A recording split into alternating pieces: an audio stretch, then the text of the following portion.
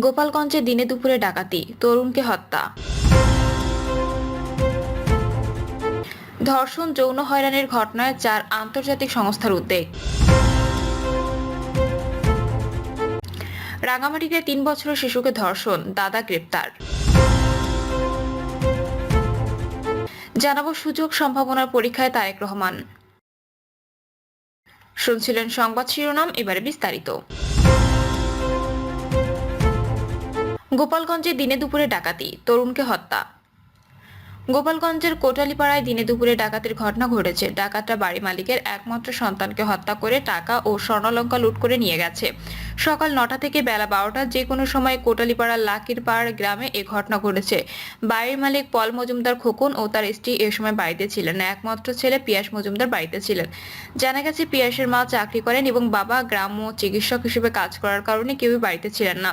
দুপুর 12:30টার দিকে পিয়াসের বাবা বাড়িতে এসে ছেলেকে ডেকে না পেয়ে দরজা খুলে দেখেন বাড়ির সমস্ত মালামাল এলোমেলো করে ছড়িয়ে ছিটিয়ে রাখা। পরে ছেলেকে খুঁজে না পেয়ে দেখেন কাঁথা কম্বল দিয়ে হাত বাঁধা ও উপর করে রাখা হয়েছে তার একমাত্র ছেলেকে। পরে তাকে কোটালীপাড়া হাসপাতালে নেওয়া হলে কর্তব্যরত চিকিৎসক মৃত ঘোষণা করেন। কোটালীপাড়া থানার ভারপ্রাপ্ত কর্মকর্তা আবুল কালাম আজাদ এটিকে চুরির ঘটনা উল্লেখ করে বলেন, বাধা পেয়ে হয়তো তারা ছেলেটিকে হত্যা করেছে।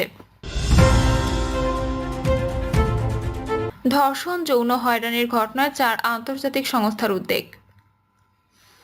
দেশে নারী ও শিশুদের প্রতি সহিংসতার ঘটনায় গভীর উদ্বেগ প্রকাশ করে তীব্র নিন্দা ও প্রতিবাদ জানিয়েছেন আন্তর্জাতিক উন্নয়ন সংস্থা action aid Bangladesh, Oxfam in Bangladesh, save the children in Bangladesh এবং প্ল্যান ইন্টারন্যাশনাল বাংলাদেশ। এসব ঘটনায় অবিলম্বে পদক্ষেপ গ্রহণের মাধ্যমে ন্যায় বিচার ও মানবাধিকার নিশ্চিতের আহ্বান জানিয়েছে। 4 সংস্থার যৌথ বিবৃতিতে বলা হয়েছে, আমরা নারী ও শিশুদের প্রতি সহিংসতা রোধে সরকারের নেওয়া সাম্প্রতিক জিরো টলারেন্স নীতির সিদ্ধান্তকে স্বাগত জানাই। ধর্ষণের ঘটনায় 15 দিনের মধ্যে তদন্ত এবং 90 দিনের মধ্যে বিচার নিশ্চিত করার প্রতিশ্রুতি প্রশংসনীয়। আমরা এর জরুরি কার্যকর ও সুষ্ঠু বাস্তবায়ন আশা করি। ধর্ষণ ও যৌন নিপীড়নের ঘটনায় জড়িতদের অবিলম্বে আইনের আওতায় এনে দৃষ্টান্তমূলক শাস্তি ও ভুক্তভোগীদের নিরাপত্তা নিশ্চিতের দাবি জানাচ্ছি। এছাড়া ধর্ষণের ঘটনায় ভুক্তভোগীদের ন্যায় বিচার নিশ্চিতে মানবাধিকার মানদণ্ডের সঙ্গে সামঞ্জস্য রেখে ধর্ষণ আইনের সংস্কার এবং ভুক্তভোগী ব্যক্তি ও সাক্ষী সুরক্ষা আইন প্রণয়ন করার দাবি জানাচ্ছি। সারা দেশে নারী সহিংসতার বিরুদ্ধে সাহসী শিক্ষার্থী, শিক্ষক ও সমাজকর্মী ও সচেতন নাগরিকদের প্রতিবাদ কর্মসূচির প্রতিক্রিয়ায় এ উদ্যোগ নেওয়া হয়েছে। আমরা তাদের আন্দোলনের সঙ্গে একাত্মতা সহানুভূতি প্রকাশ করছি। সম্প্রতি আইন ও সালিশ কেন্দ্রের প্রকাশিত তথ্য অনুযায়ী দেশে চলতি বছরের প্রথম 2 মাসে 294 জন নারী ও শিশু সহিংসতার শিকার হয়েছেন, যার মধ্যে 96টি ধর্ষণের ঘটনা ঘটেছে এবং 44 জন শিশুও রয়েছেন। ফেব্রুয়ারিতে এই অপরাধের হার উদ্বেগজনকভাবে বেড়েছে, যেখানে 107 জন নারী ও কন্যা শিশু সহিংসতার শিকার হয়েছেন। 53টি ধর্ষণের ঘটনার মধ্যে 38 জন নারীর বয়স 18 বছরের কম। একই সঙ্গে মোরাল পুলিশিং, মব ভায়োলেন্স এবং জেন্ডার ন্যায় বিচারের অপব্যাখ্যার হার আশঙ্কাজনক হারে বাড়ছে।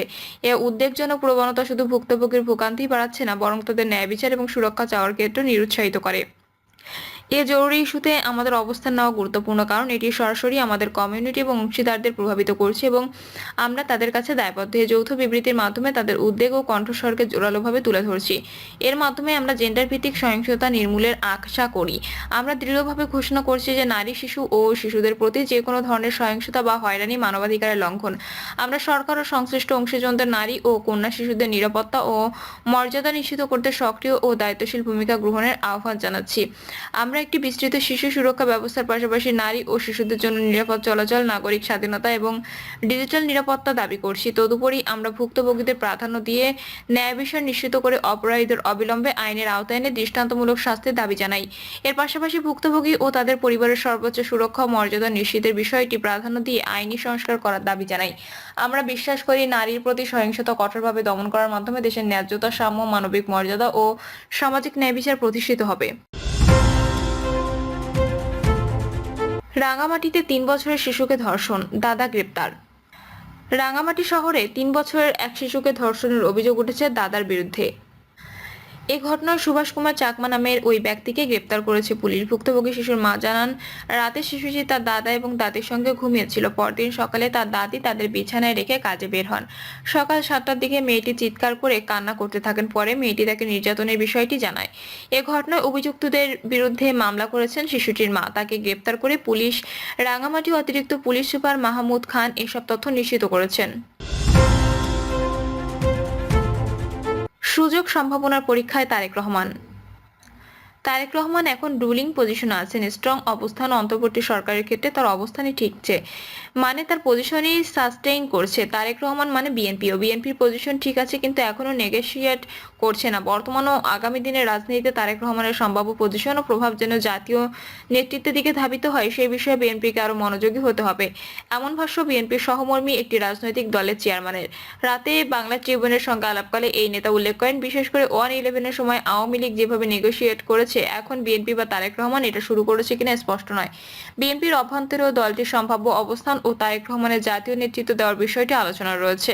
এর মধ্যে বিগত বছরে তারেক রহমান তৃণমূলে ইফতার আয়োজনে বক্তব্য দিলেও এবার বিরত রয়েছেন। এ প্রসঙ্গে নাগরিক ঐক্যের সভাপতি মাহমুদুর রহমান মান্না বলেন, বিএনপি এখন এসব বিষয়ে আলোচনা করেনি। বাংলাদেশের ভবিষ্যৎ বিএনপি ও তারেক রহমানের হাতে।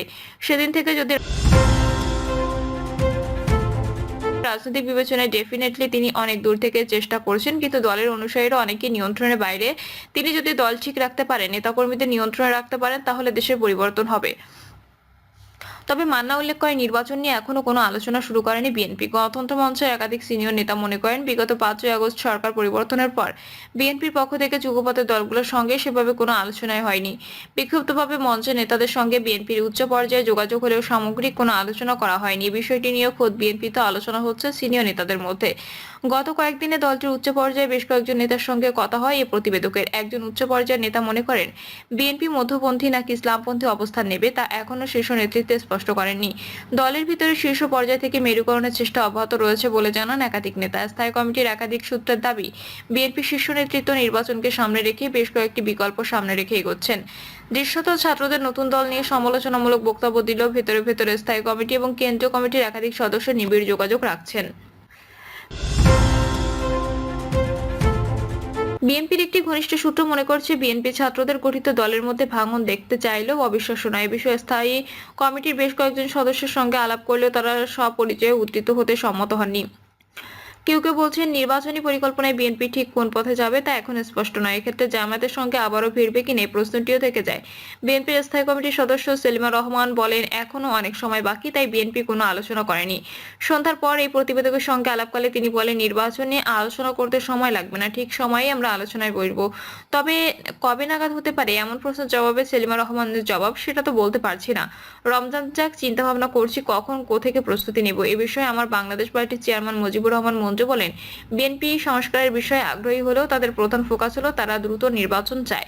অপরদিকে ছাত্রদের নেতৃত্বাধীন সদ্য গঠিত রাজনৈতিক দল জাতীয় নাগরিক পার্টির প্রধান চাওয়া ফ্যাসিবাদীদের বিচার ও সংস্কার, তারা এখনই নির্বাচনের বিপক্ষে। এ